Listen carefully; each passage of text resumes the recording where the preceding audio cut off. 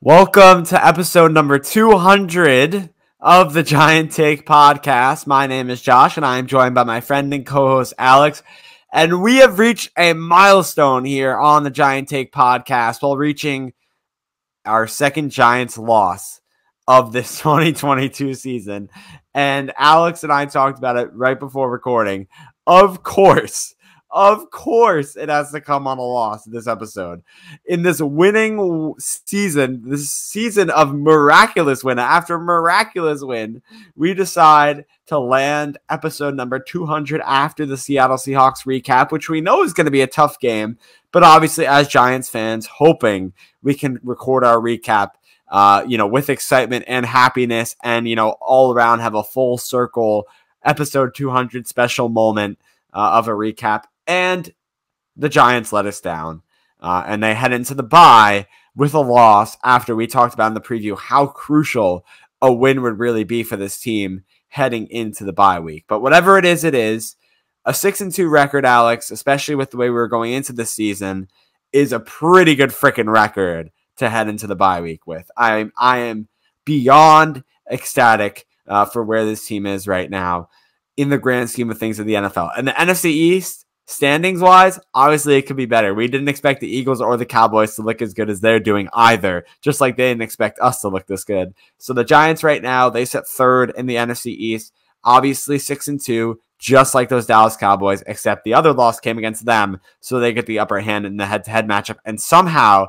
the Eagles are still undefeated, so they sit at atop the NFC East. But yes, the Giants lose by a score of 27-13, and Alex and I are here to talk about it. Alex, I know it's a little depressing for this one, especially with such a grand, big episode for us here after doing this for almost, whatever it is now, almost 3 years of the podcast, right? Yeah, almost 3 years coming up in the spring. But episode 200, how you feeling? I mean, I'm ecstatic about episode 200 because it's been a long journey. And to be honest, to get to episode 200 is kind of crazy thinking about, how most of these episodes, they range obviously from 20 to 40 minutes or whatever.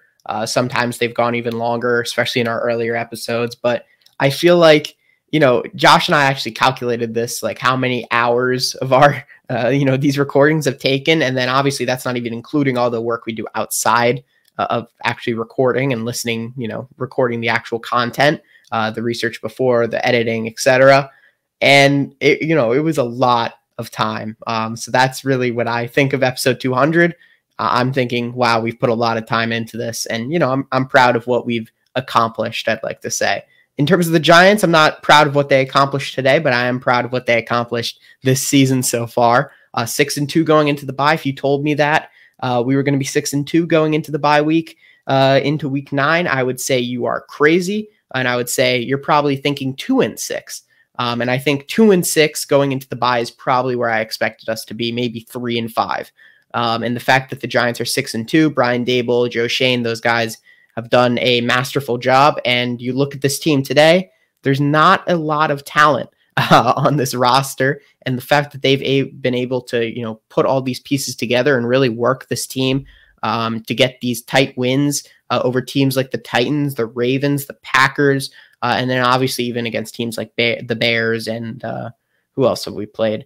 I'm trying to think. The Jaguars, right? So they're impressive wins. Obviously, this Seahawks team I think is a lot better than a lot of people give them credit for. They have a pretty solid defense, and then obviously I think Geno Smith is actually turning into quite a decent quarterback, and they got a lot of weapons at wide receiver. Kenneth Walker is really dangerous as well, as we saw. And it was just kind of a matchup that just didn't go our way. Obviously, a few unlucky moments, which we'll get to in a minute, but certainly it's not one of those games that leaves me, heartbroken. I think it was just we were outplayed today by the better team, and we, didn't end up winning. And I think that's basically what Brian Daboll said in the press conference. They were just better than us in every aspect of the game. Yeah, Alex. I mean, I think you said it pretty much close to perfectly, to where that they just out-rostered us in that basic asset of the game. If you really think about it, they out-depth charted us. You could say it that way too. And I think listeners or watchers, if you're watching the episode on YouTube, you know exactly what we're talking about.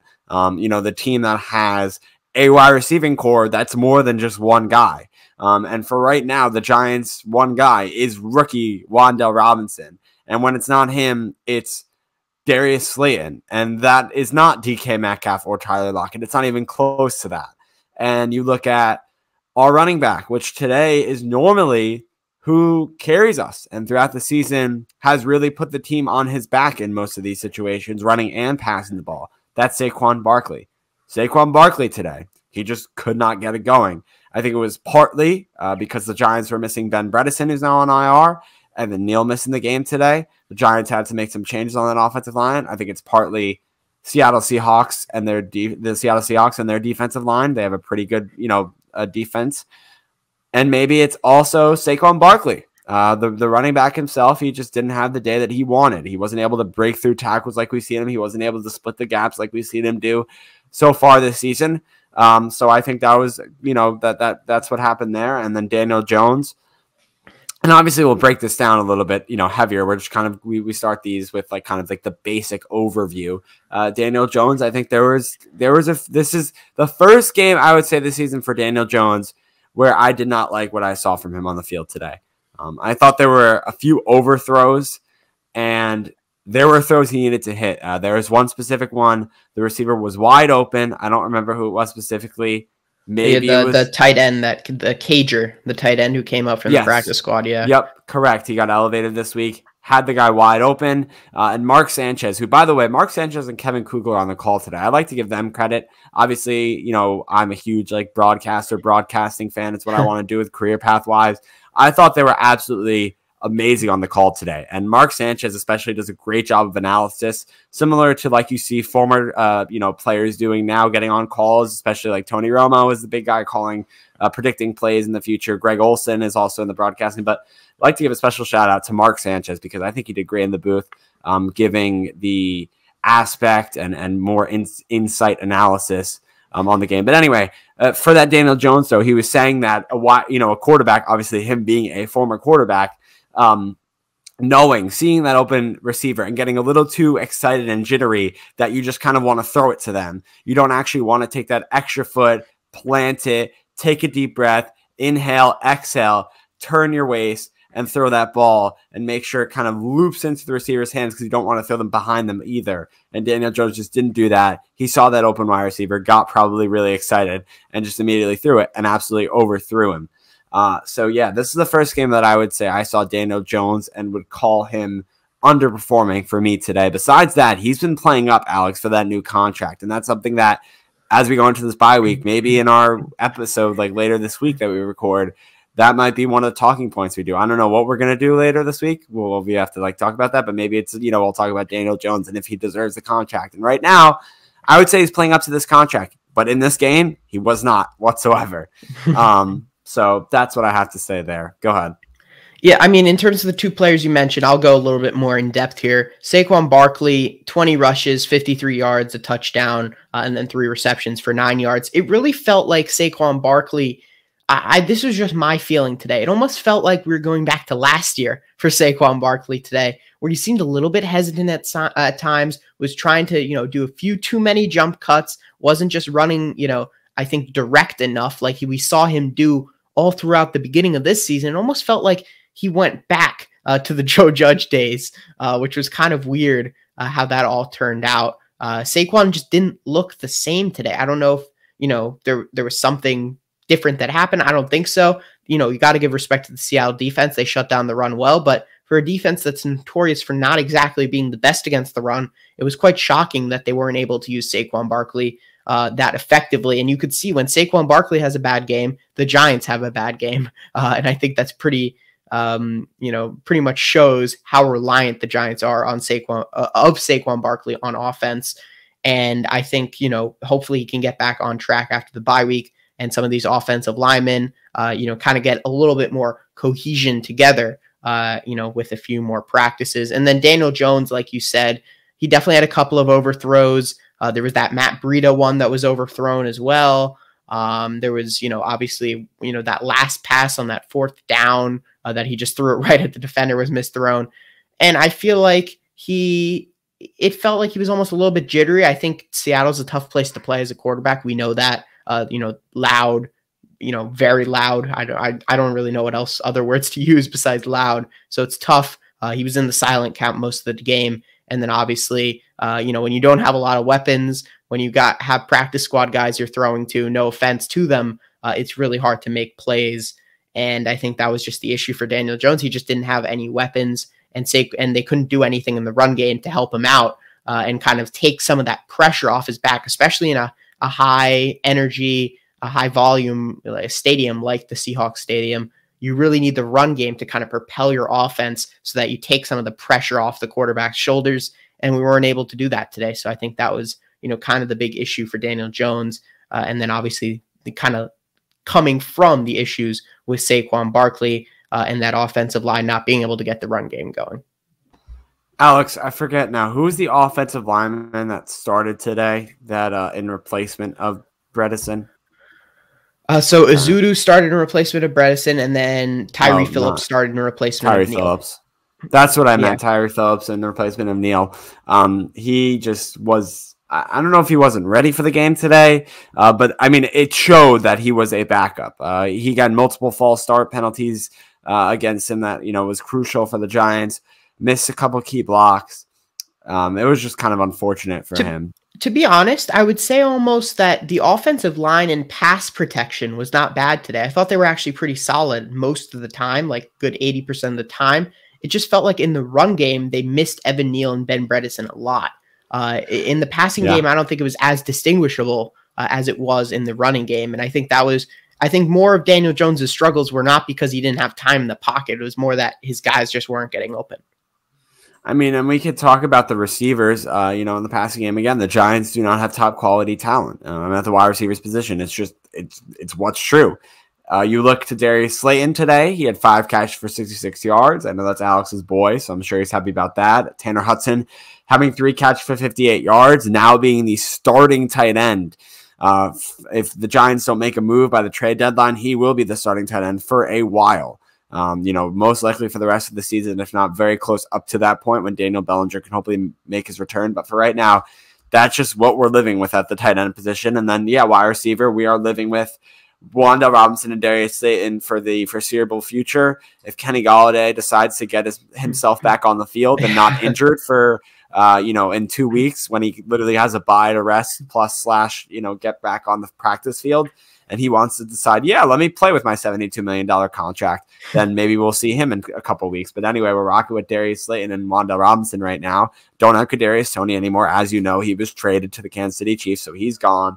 And you look to David Sills and Marcus Johnson behind them. So it's really thin. I mean, we've been saying it all season, but now it's more than ever because even Kadarius Toney is not there to maybe look forward to in the future. He's gone. He got traded. So it's even thinner than it was beforehand. So that's where we're looking at the wide receivers. What I would also say in terms of the wide receiving room, I think you look at players like Darius Slayton right now. I think he's a solid wide receiver 3, wide receiver 4, maybe a decent wide receiver 2 in a pinch. And I think Wan'Dale Robinson really is just a slot guy. I don't think he has the flexibility that some people thought. I don't think he's like a Sterling Shepard or even like a Kadarius Toney in a way that he could play on the outside. I just don't think he's built for that. And we kind of saw that in this game in the slot.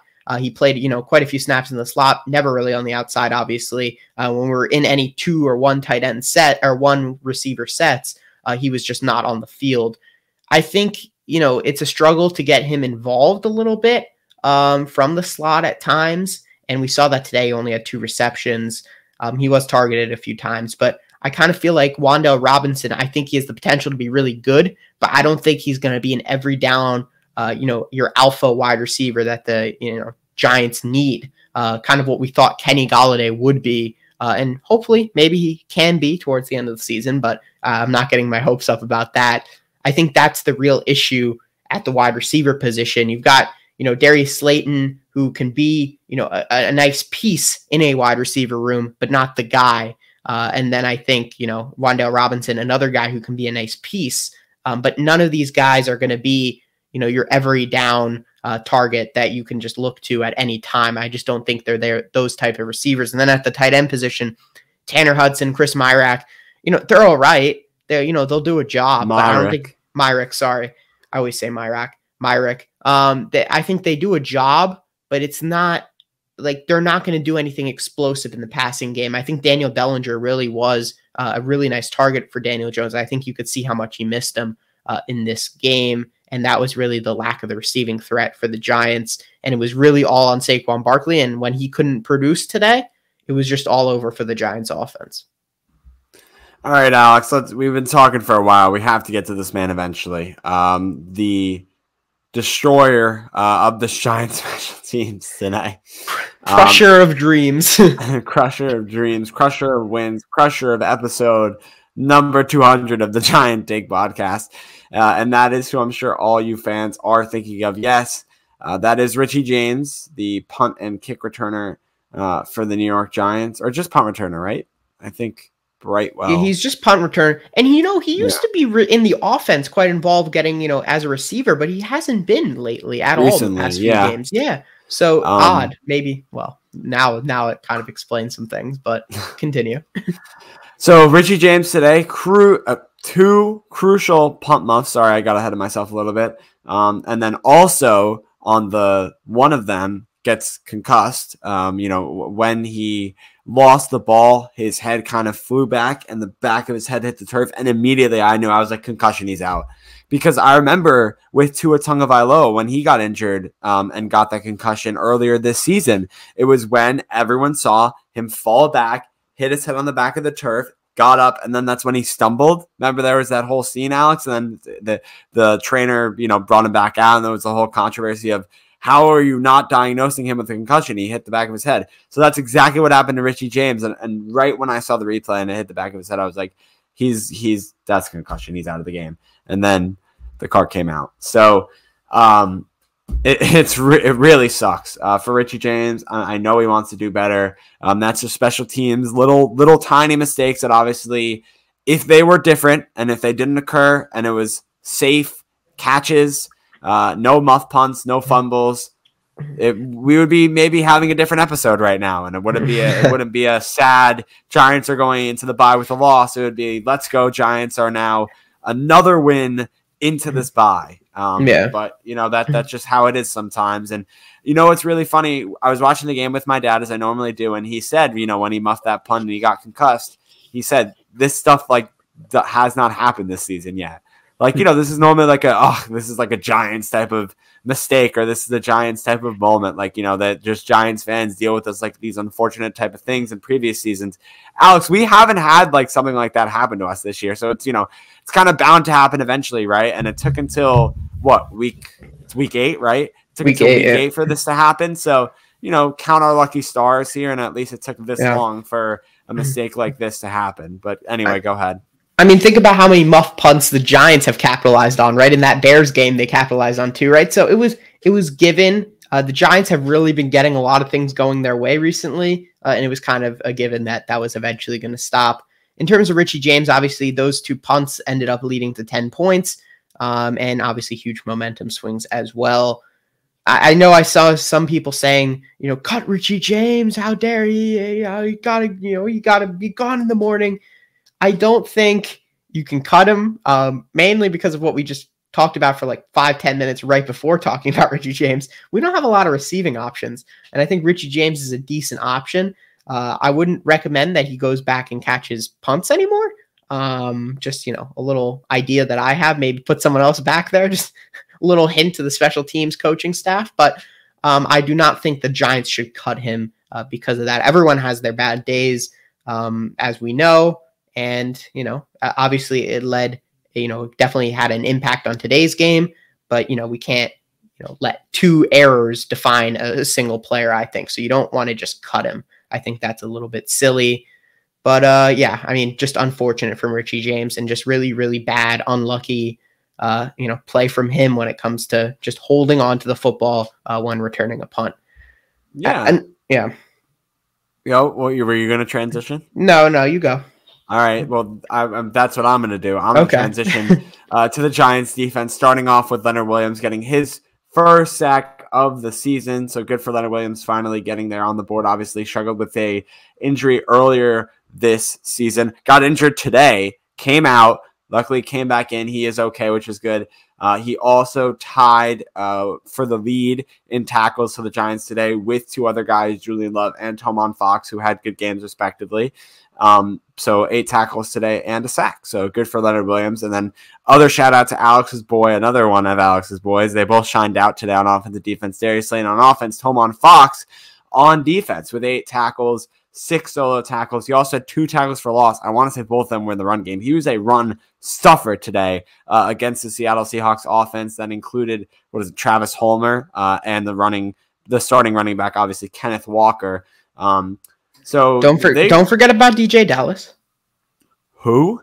DJ Dallas had how many rushes today? I don't know, but he was returning kicks as well. And okay. I think he had 1 rush, but don't worry about it. But anyway, besides Alex exposing his knowledge of the Seattle Seahawks depth chart, Tomon Fox, I think, did a really good job against the Seattle run game today. And then Leonard Williams, too. And Julian Love also tying the Giants leading in tackles for today. He had a couple nice tackles, and that's all I really remember from Julian Love, like a couple shoestring ones, getting guys down. So good job, Julian Love, I guess. Yeah, and in terms of the secondary, Dory Jackson, huge pass breakup, and he had that strip fumble and recovery, so that was good. Fabian Moreau started off strong, but then definitely got beat by just a huge beast in DK Metcalf, who was just, I think, a little bit too fast, a little bit too strong, a little bit too powerful for him, and he was able to get quite a few decent chunk plays. Overall, the secondary, I don't think it's a main issue of concern. You're not going to go up against guys like DK Metcalf and Tyler Lockett, where they're so different but dynamic, both of them at the same time. I think you're going to struggle with that, finding another duo kind of like that. Maybe in Philly, something like that, where you got Devontae Smith and A.J. Brown. I think that's kind of a similar type of play, a similar type of dynamic, I guess, between those two receivers. But besides that, I think, you're not going to get many like that. And then I guess we'll end with positive news, right? Do you want to do that? Let's end with positive news. Despite the loss, Nick Gates returned after over a year now of that gruesome leg injury. He had an amazing recovery story, and he actually was a part of Saquon Barkley's goal line touchdown. He came in as that jumbo tight end and made a crucial block for Saquon to cross in for a touchdown. Yeah, cross the goal line. Yep, that was what I was looking for. Yeah, cross the goal line and get that touchdown. I thought that was on the tip of your tongue, Alex. Yeah, Nick Gates, whatever it was, the torn or broken fibula, right, or tibia, or whatever it was 2 multiple broken things in his legs, and was able to come back after a year and play in the NFL when, maybe there were question marks about if he would play or walk eventually again, which was, I remember the first thing after he originally got injured was, wow, will this guy even walk again? And he doesn't just walk, he still plays freaking NFL football. So an amazing story for Nick Gates. I mean, if I were him and I had that injury, I would just quit football. I wouldn't even be walking around. So truly impressive what he did recovering like that. And Saquon Barkley even said in his post-game press conference, or talking with reporters, I guess, individually, whatever it was, he said that he should be nominated for the Comeback Player of the Year. I don't know if you saw that, Alex, but obviously teammates supporting teammates there. And I think Saquon Barkley makes a great point. I mean, this is only the first game back for Nick Gates. Let's see what he can do during the rest of the season. Obviously, they were easing him back, kind of putting him in as an eligible tight end, for some stuffed runs. So let's see, as he gets back to hopefully full 100% healthy Nick Gates, what he can bring to this offensive line. Just another piece there, especially when this offensive line is kind of, a little injury-filled offensive line right now. He also, Alex, has 2 weeks to get there, right? He's got the bye week, so it's kind of a perfect time for Nick Gates to come off that PUP list or off the IR, whatever you want to call it. And just finishing up with those stat lines for those Seahawks receivers, Alex, like you said, I mean, the best probably 1-2 punch at the wide receiver position in the NFL. Tyler Lockett with 5 catches for 63 yards and a touchdown. He even had that wide open drop, might I add, that would have definitely went for the touchdown. So didn't even pad his stats as much as he could have. And DK Metcalf with 6 catches for 55 yards and 1 touchdown. I mean, to end this, it really did come to getting outcoached and outplayed by a better roster and a better team in this game. Pete Carroll, historically amazing head coach for the Seattle Seahawks, and they used their wide receivers, which they knew outdid the Giants' cornerback room, and that they used them in the way they could, and that's why each of them had their own touchdown, and that's that. Yeah, think, and Seattle is obviously a really, really tough place to play as well, so that certainly didn't help. I mean, the crowd is unbelievable there, so Seattle, it was a great win by them. But again, the Giants, they still go into the bye week 6-2, and it's a remarkable place that they're at with the roster that they're at because of the coaching that they have. And let's keep our heads held high as Giants fans here and be happy for that. So go Giants. Let's get a few plugs in here. You can follow the podcast on Twitter and TikTok at The Giant Take Pod, on Instagram and Facebook, The Giant Take Podcast. Subscribe everywhere, Apple Podcasts, Spotify, or wherever you listen. Go to shipitstudios.com/Giant Take to check out more places to listen. You can also rate that 5 stars and write a review if you want on Apple Podcasts, and rate us 5 stars on Spotify. Alex on Twitter at Annoying23. I'm on Twitter at JoshShoal29. I don't know if I said that part already. I might have repeated it. Whatever. If you weren't listening or I talked too fast, it's all good. All that info will be in the description or the podcast notes. Holy crap, Alex. Again, episode 200, man. Take it in for a second here. I know we did in the beginning, but it's been a long journey. And wow, I mean, seniors in high school, 200 episodes of the Giant Take podcast. It's like, woo. Oof. And we both actually just finished college applications like within the last couple of days too, right? You're all done? Yeah, it's crazy. Time flies. We started this when we were in freshman year. In high school, and we just finished submitting college applications, recording our 200th episode of the Giant Take podcast. That's nuts. If you told us that freshman year, by the way, that you're going to be recording episode 200 after you submitted college apps, I think that would be like... I would have thought you were crazier than even saying the Giants would be 6-2 by the bye week. Yeah, I mean, I would have thought you were very, very much joking. I would have said, yeah, we're doing this maybe through the summer and we'll get bored and stop. Good 10, 15 episodes maybe. Yeah, I mean, we had a good run while it lasted, right? Oh my, yeah. All right, take it out. You got it. All right. Thank you, everyone, for listening to today's episode 200 of the Giant Take podcast. Thank you for all your support, and we'll see you all next time for a bye week preview.